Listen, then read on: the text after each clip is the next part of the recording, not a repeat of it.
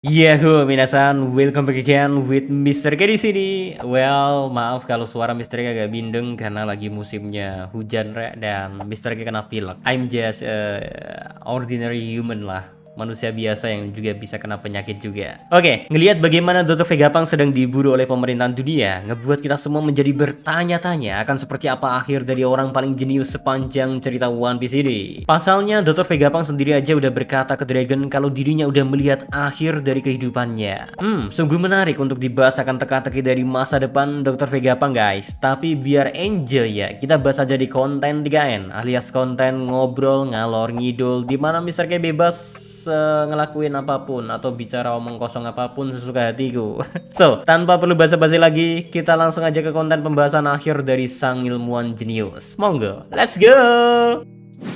Guys, teka-teki dari masa depan Dr. Vegapunk menjadi salah satu yang mencuri banyak perhatian. Di samping emang banyak sekali informasi yang kita dapatkan pada arc kali ini. Namun mau kayak gimana juga ya, banyaknya informasi yang dimiliki oleh Dr. Vegapunk ditambah dengan konfirmasi secara langsung kalau Vegapunk ternyata udah membaca semua dokumen-dokumen peninggalan para arkeolog Ohara, ngebuat kita semua secara gak sadar mengetahui kalau emang jelas mengapa orang seberguna Dr. Vegapunk aja masih bakalan menjadi incaran dari pemerintahan dunia saat ini. Karena seperti yang kita ketahui, pemerintahan dunia sangat alergi sama yang namanya insiden di abad kekosongan. Sampai-sampai penelitian mengenai poneglyph aja harus dilarang dilakukan. Hal itu tentu jelas memperlihatkan gak ada yang namanya toleransi sedikit pun, mau siapa orangnya, asalkan dia mengetahui sedikit aja tentang sejarah yang sudah dihapus, maka dialah yang akan menjadi korban selanjutnya dari bagian penghapusan insiden di masa lalu itu. Nah, sekarang satu pertanyaan yang muncul. Setelah diutusnya para rombongan CP0 yang berisi Lucy, Kaku, dan Stacy, harusnya dengan rombongan kayak gitu saja, ngelihat keberadaan kru topi jerami yang ada di Pulau Egghead, apalagi ditambah sekarang kondisinya Dr. Vegapunk ingin bercerita sesuatu ke Luffy dan yang lain, maka Luffy gak mungkin ngebiarin misi pembunuhan yang dipimpin oleh Lucy ini bakalan berjalan mudah, sehingga kita pun mungkin sulit untuk percaya kalau pada akhirnya ya Dr. Vegapunk akan mati di tangan CP0. Belum lagi ya, kalau diperhatikan secara baik-baik, bagaimana Dr. Vegapunk mendesain pulau tempatnya tinggal itu ya, udah ngeliatin secara gak langsung sistem keamanan dari keberlangsungan hidupnya sendiri. Karena mulai dari sepatu yang digunakan oleh siapapun bisa dia kendalikan, ditambah dengan berbagai macam akses ke suatu tempat perlu izin dirinya. Hal ini pasti membuat misi dari Lucy dan yang lainnya akan menjadi semakin sulit, apalagi kalau Dr. Vegapunk sendiri ya, kondisinya udah menyadari niatan dari kedatangan para agen CP0. Well, gara-gara alasan yang misterius sebutin di atas tadi, kalian pasti sempat berpikir kalau kematian dari Dr. Vegapunk kemungkinan gak bakal terjadi. Soalnya, sulit rasanya kita melihat kalau misi yang dimiliki oleh CP0 ini akan bisa terwujud. But kayaknya kita tetap aja gak boleh lengah. Soalnya, kalau dilihat sampai sejauh chapter terbaru rilis, kemungkinan dari Dr. Vegapunk mati itu harusnya masihlah ada. Walau mungkin bukan dari keberhasilan para anggota CP0, melainkan hal itu didasari oleh misi bunuh diri yang udah Dr. Vegapunk persiapkan.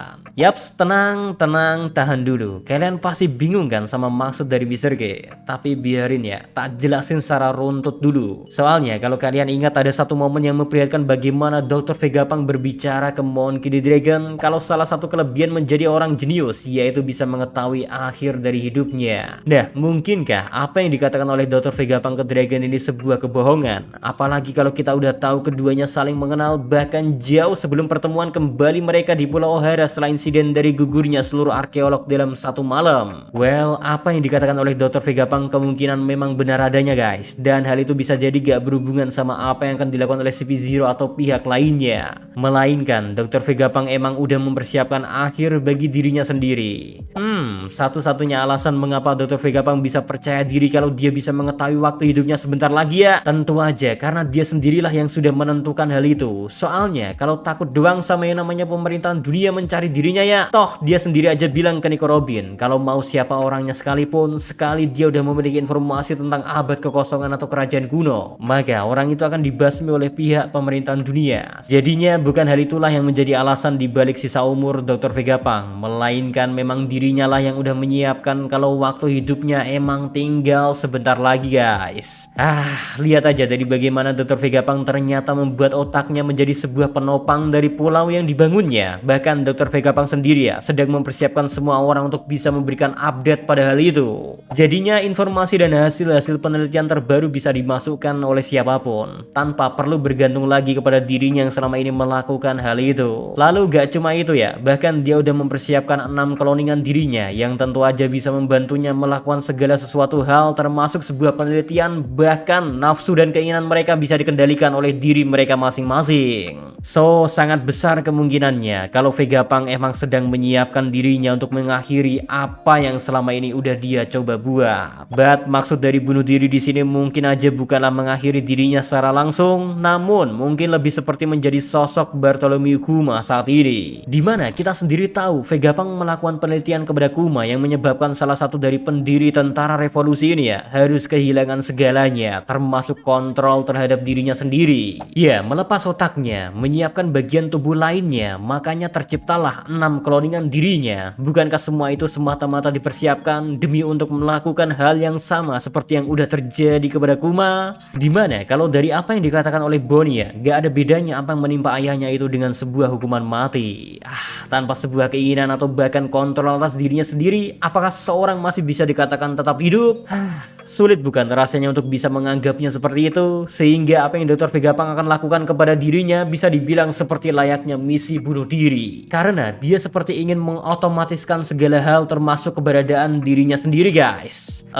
Memang satu hal yang masih belum dipastikan dari semua hal ini ya, apalagi kalau bukan alasan dibalik Dr. Vegapunk harus melakukan otomatisasi ini karena harusnya Dr. Vegapunk gak melakukan hal secara tiba-tiba. Soalnya bagi seorang perfeksionis, mereka pasti akan mempersiapkan dan mempertimbangkan banyak kemungkinan. Semua itu tentunya demi keberhasilan dari apa yang mereka ingin capai masing-masing. Jadi gimana kira-kira menurutmu? Mungkinkah emang Dr. Vegapunk sendiri ingin mengikuti jejak dari Bartholomew Kuma, orang yang dia jadikan kelinci percobaan? Atau ternyata meski sudah meninggalkan otaknya di Pulau Egghead, namun Dr. Vegapunk masih memiliki impian lainnya, alias masih ada alasan untuknya tetap hidup lebih lama lagi. Sehingga hasil dari teka-teki hidup matinya Dr. Vegapunk malah berakhir dengan happy ending, di mana Dr. Vegapunk masih bisa tetap selamat tanpa harus menggadaikan apapun. Walau pihak pemerintahan dunia sendiri sebenarnya udah menjadikan dirinya sebagai salah satu orang yang harus dihapus.